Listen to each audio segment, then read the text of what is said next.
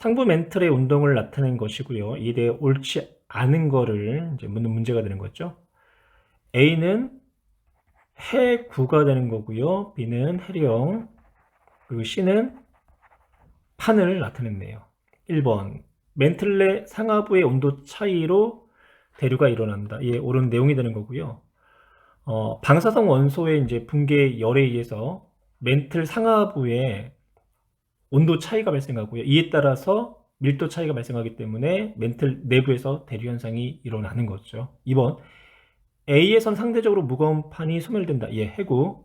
무거운 판이 소멸되는 장소 맞고요. 3번 B에서 해령이 형성된다. 예, 역시 옳은 내용이고요. 4번 C는 연약권에 해당한다. 판은 암석권에 해당하는 거죠. 그리고 멘틀 대류가 일어나는 곳이 연약권에 해당하는 거고 4번이 옳지 않은 내용. 5번 멘틀의 대류의 상승부와 하강부는 판의 경계와 대체로 일치하다. 멘틀의 상승부는 발산형 경계와 대체로 일치하고 멘틀의 하강부는 수렴형 경계와 대체로 일치하죠. 정답은 4번. 판을 이동시키는 힘에 대한 이야기가 되는데요. C는 해령, 이제 발산형 경계가 되는 거죠. A는요, 수렴형 경계, 이제 섭입 경계다라고 표현을 하기도 하고요.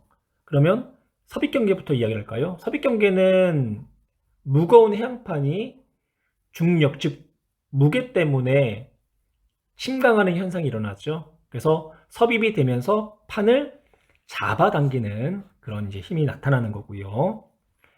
C는 멘틀 이제 대류에 의해서요. 새로운 판이 형성이 되고 그 과정 중에 판을 양쪽으로 밀어내는 힘이 발생을 하는 거죠. 보기 기호 A는 판의 무게에 의해 나타나는 힘이다. 그렇죠. 해양판이 중력 즉 무게를 받아 침강하기 때문에 옳은 내용이 되는 거고 니은 B는 해령에서 판을 밀어내는 힘이다. 해령에서 판을 밀어내는 힘은 C에서 나타나는 거고요. B는 해령에서 판을 밀어내는 힘. 그러니까 이렇게 표현할까요? 그러니까 판을 이제 실어 나르는 힘이라고 표현할까요? 그러면 이제 끌려가는 힘이 되는 거죠. 그래서 B 지역은 멘틀 대류를 따라서 판이 끌려가는 힘이 작용을 한다. 그래서 니은은 옳지 않은 내용이 되는 거고 디귿 C는 물질이 상승하여 판을 생성하면서 나타난다. 역시 옳은 내용. 정답은 기억과 디귿. 가나다라의 장소에서 판을 이동시키는 데 작용하는 힘을 각각 서술하시오라고 표현했네요. 고온 저밀도의 물질이 상승하는 해령. 이 상승하는 해령은 판을 양쪽으로 밀어내는 힘이 되는 거죠. 양쪽으로 밀어내는 힘. 차갑고 무거운 해양판이 섭입하면서 침강하는 해구. 중력에 의해서 나타나는 이제 힘이 되고요. 이때는 판을 잡아당기는 힘이 작용하는 거죠. 그래서 섭입하여 침강하는 해구는 잡아당기는 힘이 작용한다. 다 해령에서 해구까지 판이 경사진 지역. 해저 지형을 보면요. 해령 쪽이 높고 해구 쪽이 이제 낮게 되죠. 그러면 해령과 해구 사이에서 이제 해저면에 이제 경사에 의해서 판이 미끄러져 내려가게 돼요. 그래서 다는 미끄러지는 힘이 되는 거고요. 경사진 지역. 멘틀 대류 부근의 암석권과 연약권 사이. 연약권에서 멘틀 대류에 의해서요. 암석권이 어떻게 되나요? 끌려 이동되는 거죠. 그래서 라는 끌려가는 힘이 되는 거고요. 그래서 가는 밀어내는 힘, 나는 잡아당기는 힘, 다는 경사에 의해서 미끄러지는 힘, 그리고 라는 끌려가는 힘 이렇게 표현하면 되겠네요. 그림은 남아메리카판과 나스카판 주변의 판 경계와 판의 이동을 나타냈는데요. 동태평양, 해령, 대서양, 중앙해령, 칠레 페루 해구 플러스 안데스 산맥의 지형이 나타났죠. 동태평양 해령으로부터는 멘틀의 대류에 의해서 밀어내는 힘이 해령의 중심을 통해서 나타나고, 그리고 나스카판이 아메리카판으로 이제 섭입이 될 때 해구에서 나스카판을 잡아당기는 힘이 나타나는 거죠. 그리고 대서양 중앙 해령에서 해령을 중심으로 양쪽으로 밀어내는 힘에 의해서 남아메리카판이 나스카판 쪽으로 이동을 하게 되는 거고요. 보겠기요. 남아메리카판은 멘틀의 대류와 해령에서 밀어내는 힘에 의해서 이동된다. 예. 남미판은 섭입되는 곳이 없죠. 그래서 해구에서 잡아당기는 힘은 작용하지 않고요. 대서양 중앙 해령에서 멘틀의 대류에 의해서 밀어내는 힘에 의해서 이동을 하게 돼요. 옳은 내용, 니은.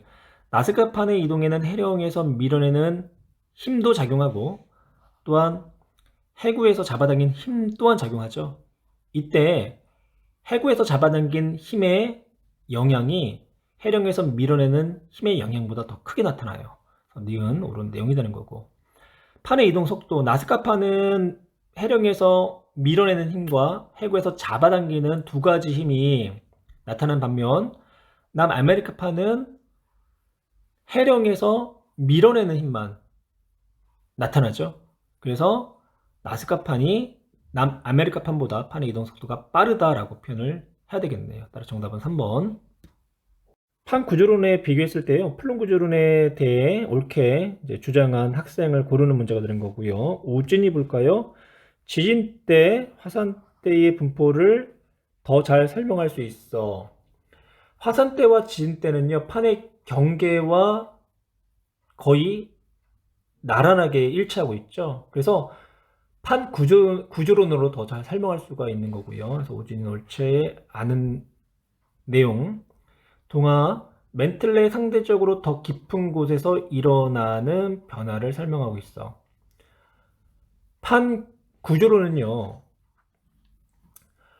상부 멘틀의 운동에 의해서 판이 이동한다고 설명하고 있잖아요. 근데 이제 플룸 구조론은 판이 이제 침강한 후에 하부 멘틀까지 이동을 하는 걸로 설명을 하고 있어요. 그래서 상대적으로 더 깊은 곳에서 일어나는 변화를 플룸 구조론으로 설명할 수가 있는 거고요. 동화는 옳은 내용. 세영이 플룸은 물질의 수직적 흐름보다 주로 수평적 흐름과 관련이 있어. 플룸은 밀도 차이로 이제 발생하는 원통 모양의 상승유하고요, 하강유가 되기 때문에 수평적 흐름보다는 이제 주로 수직적 흐름과 관련이 있는 거죠. 상승과 하강. 그래서 세영이의 내용은 옳지 않은 거. 따라 정답은 2번. 그림은 섭입대 하부에 쌓여 있는 물질. 섭입대 하부. 섭입대 하부는요, 차가운 지각이 이제 용융 물질의 밀도가 이제 커지면서 가라앉게 되죠. 그래서 차가운 플룸이 형성이 된다라는 거. 근데 이제 이 차가운 플룸이요, 외액 부근까지 이제 이동하게 되면 뜨거운 물질이 이제 상승하게 되고, 그 뜨거운 물질이 뜨거운 플룸을 형성하면서 멘틀 전반에 전체적으로 이제 원통 모양의 대류 운동을 발생을 시켜요. 근데 여기에서는 섭입대 하부에 쌓여 있는 물질을 이제 나타낸 것이기 때문에 차가운 플룸에 대해서 이야기를 하면 되는 거죠. 그래서 물질이 외액 쪽으로 하강하기 때문에 차가운 플룸을 형성하게 된다. 이런 식으로 서술을 하시면 될 것 같아요. 플룸 구조론에 따른 지구 내부의 운동을 나타냈고요. 이에 대한 설명으로 옳은 것을 보기에 써 있는 대로 고른 것은 A 한번 볼까요? A는 일본 해구를 나타낸 그림이 되는 거죠. 차가운 지각이 이제 냉각되면서 그 무거워진 물질이 핵 쪽으로 가라앉는 이제 그런 그림을 나타낸 거고, 그러니까 차가운 플룸에 해당하는 부분이 되는 거고, 그 다음에 이제 B를 볼까요? B. B는 하와이 열도를 형성시키는 열점이 되는 거죠. 그래서 B는 핵과 이제 멘틀의 경계에서 외곽으로부터 멘틀이 가열을 받아요. 그래서 용융이 되고 밀도가 낮아지면서 상승을 하게 되는 거죠. 이 부분은 이제 뜨거운 플룸의 부분에 대한 이야기를 하는 거고요. 기억 볼까요? 물질의 온도는 A가 B보다 높다. B가 더 높죠. 그래서 기억은 옳지 않은 내용. 니은 열점은 뜨거운 플룸의 영향으로 형성되었다. 옳은 내용. 디귿 해양지각이 섭입되는 해구의 하부에서는 그렇죠. 차가운 플룸이 형성이 된다. 그래서 디귿 또 옳은 내용. 정답은 니은과 디귿. 뜨거운 플룸과 차가운 플룸을 옳게 비교한 거. 온도는요. 뜨거운 플룸이 더 높아야 되고요. 그리고 흐름의 방향은 뜨거운 플룸은 외액에서 지표 쪽으로 이동을 하는 거고 차가운 플룸은 지표에서 외액 쪽으로 이동을 하죠. 생성장소 뜨거운 플룸은요. 멘틀과 외액의 사이, 즉 경계부가 되는 거고 차가운 플룸은 섭입대 하부가 되는 거죠. 그리고 밀도를 볼까요? 뜨거운 플룸은 상승, 밀도가 작다는 얘기고요. 차가운 플룸은 하강, 밀도가 크다는 이야기가 되겠네요. 5번 지진파의 속도. 지진파를 역학파라고 해요. 역학파의 속도는 밀도에 따라 증가를 해요. 그러면 뜨거운 플룸과 차가운 플룸 중에 밀도가 누가 더 크냐면 차가운 플룸이 크겠죠. 그래서 지진파의 속도도 밀도가 큰 차가운 플룸이 더 빠르다라고 이야기할 수 있어요. 그림은 동아프리카 열곡대 하부 지진파 속도 분포를 나타냈다. 열곡대 하부 발산 경계에 속하는 부분이고요. 플룸 기준으로 이야기한다면 뜨거운 플룸이 있는 곳이 되는 거죠.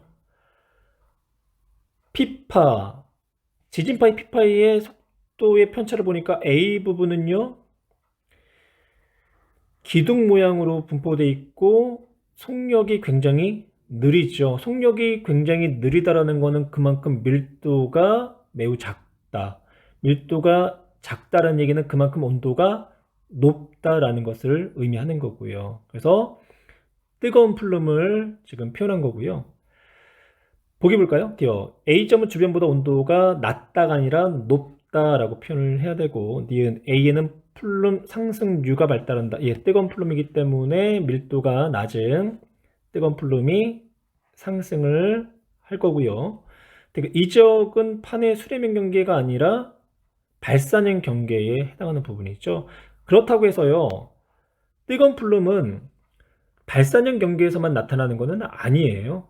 그래서 판의 이제 중앙에서도 뜨거운 플룸이 나타나기도 하고요. 그러니까 대표적인 게 하와이 열도가 되는 거죠. 따라 정답은 1번. 어느 열점에서 형성된 후 이동한 화산섬의 암석 연령을 조사한 거고요. 하와이 열도가 되는 거죠. 하와이 섬은 열점에서 생성된 이제 후에 판이 이제 이동에 따라서 열점과 점점 멀어지는 거고요. 그래서 열점의 부근에서 형성되는 섬, 즉 열점에 가장 가까운 섬이 가장 최근에 만들어진 섬이라는 거죠. 즉 그 섬의 암석의 연령이 가장 어린 암석으로 이제 이루어져 있다라는 거. 보기에 기억. 열점에서 가장 가까운 섬은 A다. 예, 연령이 가장 작네요. 그래서 기억 옳은 내용이 되는 거고. 화산활동이 가장 활발한 섬은 연령이 가장 낮은 A가 되는 거고요. 지금 만들어지고 있기 때문에 그 섬이 생성되는 동안 파는 북서 방향으로 이동했다. 예. 열점은 지금 여기가 되는 거죠. 근데 화산섬의 이동 방향이 이쪽으로 이동을 했어요. 그렇다는 얘기는 전체적으로 판이 북서쪽 방향으로 이동을 했다. 리얼 섬들 사이의 거리는 앞으로 더 멀어질 것이다. 화산섬들은 판 위에 생성됐어요. 그러니까 판의 움직임에 따라서 이동하기 때문에 화산섬 사이의 거리는 변하지 않고 지금 이 간격을 그대로 유지를 하는 거죠. 따라 정답은 기억과 디귿. 그림은 전 세계의 판 경계와 열점의 분포를 나타낸 건데요. 열점은 판의 경계에도 열점이 나타나지만 판의 중앙부에서도 열점이 나타나는 모습을 보이고 있죠. 보기 볼까요? 열점은 대부분 판 경계를 따라 분포한다. 판의 경계와 상관없이 분포한다 라고 표현을 해야 되겠네요. 기억은 옳지 않은 내용이 되는 거고. 니은 열점의 위치는 판의 이동을 따라 변한다. 오른쪽 그림 보실까요? 판은 최상부 멘틀의 흐름에 의해서 판이 이동하죠. 발생 경계에서는 양쪽으로, 그리고 수령 경계에서는 같이 모이는 쪽으로. 근데 이제 열점 같은 경우는 판의 아래쪽에 이 고정된 형태로 형성이 되어 있어요. 그래서 열점은 고정되어 있고 그 위에 있는 판이 이동함에 따라서 마그마의 분출에 의해서 화산 섬등이 만들어지는 거고요. 그래서 니은 열점의 위치는 판의 이동을 따라 변한다. 열점은 고정되어 있고 그 열점 위에 놓여 있는 판이 이동을 한다 라고 표현을 해야 되겠네요.